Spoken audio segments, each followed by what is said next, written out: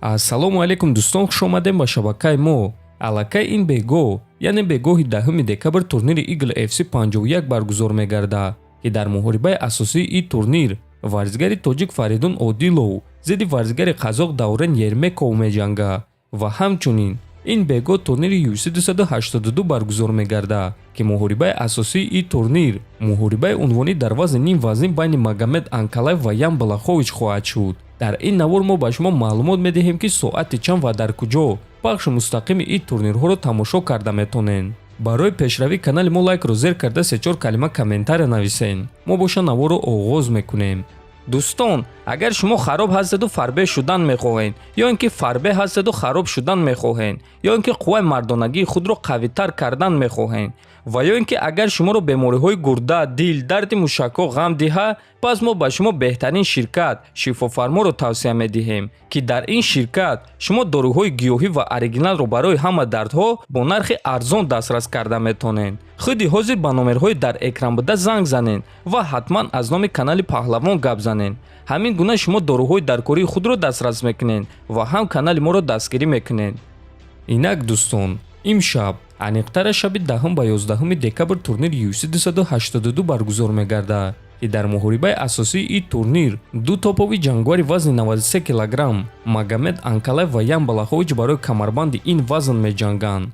дар дуюм муҳорибаи асосии турнир боша ситораи вазни сабуки UFC Пэдди Пимблет зидди ҷангвари сахти вазни худ Ҷаред Гордон меҷангад. ва боз дар ин турнир муҳорибаи шавқовар дар вазни миёна байни Даррен Тил ва Дрикс Дюплесси хоҳад шуд. ва боз муҳорибаи дурахшон дар вазни ним сабук байни ду ҷангвари бебохт Брайс Митчел ва Илия Топурия мешавад. турнир шаби 10 ба 11 декабр аз соати 2:30 ба вақти Москва ва 4:30 ба вақти Душанбе оғоз мегардад. муҳорибаҳои асосии турнир боша аз соати 6:00 ба вақти Москва ва 8:00 ба вақти Душанбе оғоз мегардад. пахши мустақими муҳорибаҳои асосии турнирро бепул дар телеканали Матч ТВ тамошо карда метонед.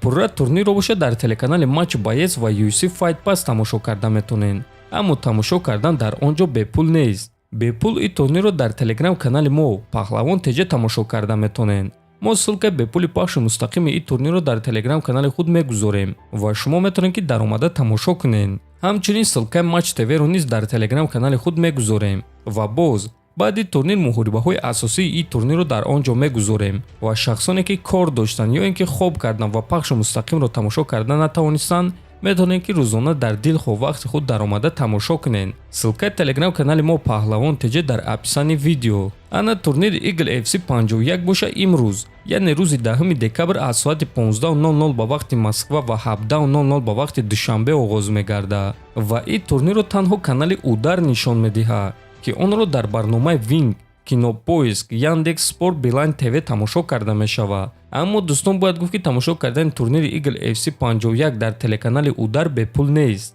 ҳар барнома нархҳои худро дорад. аммо мо кӯшиш мекунем ки ссилкаи бепули ин турнирро пайдо карда дар телеграм канали худ Паҳлавон ТЖ пешкаши шумо кунем. ваъда намедиҳем дӯстон, аммо кӯшиш мекунем. агар ки пайдо карда тавонистем, ҳатман дар телеграм канали худ Паҳлавон ТЖ пешкаши шумо мекунем. барои ҳамаи худи ҳозир дар телеграм канали мо обуна шавен. ссилкаи телеграм дар описани видео. дар он ҷо аллакай тақрибан 40 000 обуначӣ аст ва шумо низ ҳамроҳ шавен. то боздид хонободу сарбаланд бошен.